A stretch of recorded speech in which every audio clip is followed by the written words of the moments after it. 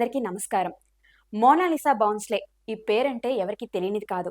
కానీ కుంభమేళ మోనాలిసా అంటే అందరికీ ఇట్టే తెలిసిపోతుంది. నీలికళ్ళ అందంతో అందరినీ ఆకట్టుకునేలా చేసింది ఈ సుందరి.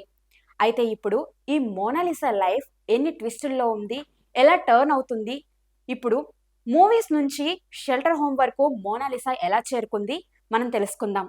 మనం చాలాసార్లు ఓవర్ నైట్ స్టార్ అవ్వడం అనే మాటను వినే ఉంటాం. ఈ మధ్య ఈ విషయం చాలా తేలికైపోయింది కూడా. ఎవరిని ఎప్పుడు ఎందుకు ఫేమస్ చేస్తున్నామో తెలియడం లేదు. కుంభమేళ మోనాలిసా పూసలమ్ముతూ క్యూట్గా ఫోటోలకు పోజులు ఇచ్చింది. అది కాస్త సోషల్ మీడియాలో వైరల్ అయింది. తనకు వచ్చిన ఆ క్రేజ్ వల్లే డైరెక్టర్ సనోజ్ మిశ్రా మోనాలిసాను ది డైరీ ఆఫ్ మణిపూర్ అనే మూవీలో హీరోయిన్ గా సెలెక్ట్ చేసుకున్నారు. అక్కడ నుండి మోనాలిసా లైఫ్ ను చూసి అందరూ అబ్బా ఏం లక్రా ఈ అమ్మాయిది అనుకున్నారు. అదే సమయంలో మోనాలిసా తెలుగులో లైఫ్ అనే మూవీ, అలానే మలయాళంలో నాగమ్మ అనే మూవీకి సైన్ చేసినట్లు తెలుస్తుంది.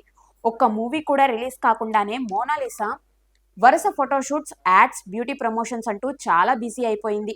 తనను హీరోయిన్ గా గుర్తించిన సనోజ్ మిశ్రా మూవీ షూటింగ్ చివరి దశకు చేరుకుంది. అదే సమయంలో మోనాలిసా అందరికీ బిగ్ షాక్ ఇచ్చింది. అదేంటంటే సోషల్ మీడియాలో ఒక అతనితో పరిచయం పెంచుకొని దాన్ని ప్రేమగా మలుచుకుని అతనిని వివాహం చేసుకుంది. అతనే ఫర్హాన్ ఖాన్. ఫర్హాన్ ఖాన్ ను వివాహం చేసుకున్న మోనాలిసా వెంటనే ప్రెస్ మీట్ పెట్టింది. ఇక్కడ మరో ట్విస్ట్ కూడా ఉంది. అదేంటంటే తనను హీరోయిన్ గా గుర్తించిన సనోజ్ మిశ్రా షూటింగ్ సమయంలో తనతో అసభ్యంగా ప్రవర్తించాడని మోనాలిసా విచారం వ్యక్తం చేసింది. ఇది తన కుటుంబ సభ్యులకు కూడా తెలుసు అని, కానీ ఎవరు పట్టించుకోలేదని తన ఆవేదన వ్యక్తం చేసింది మోనాలిసా. मुझे पता है कि मुझ पे क्या बीती है क्या नहीं, और सनोज मिश्रा कोई अच्छा इंसान नहीं है.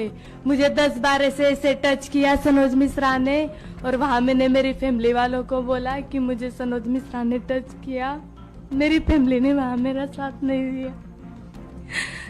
मुझे पता है कि मुझ पे क्या बीती है क्या नहीं. అలానే సనోజ్ మిశ్రాపై కేసు కూడా వేసింది. ఇక్కడ వరకు అంతా బానే ఉంది. కానీ ఫర్హాన్ ఖాన్ ను పెళ్లి చేసుకునే సమయానికి మోనాలిసా వయసు 16 సంవత్సరాల 2 నెలలు మాత్రమే.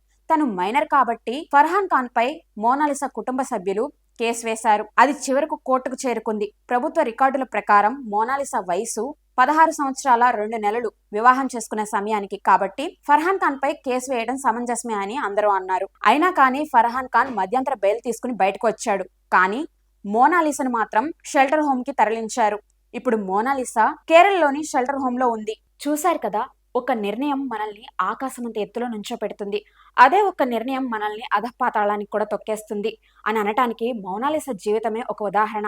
మోనాలిసా జీవితం పలు మలుపులు తిరగడానికి కారణం ఆమె అమాయకత్వం, అలానే సరైన గైడెన్స్ లేకపోవడం, అంతేకాకుండా గ్లామర్ ప్రపంచం పట్ల ఆమె ఆకర్షితురాలవటం, ఇవన్నీ కూడా మోనాలిసా జీవితాన్ని ఇప్పుడు ప్రశ్నార్థకంగా మార్చేశాయి. ఇలాంటి మరెన్నో ఆసక్తికర విషయాలను తెలుసుకోవడానికి మళ్ళీ కలుద్దాం. నమస్కారం.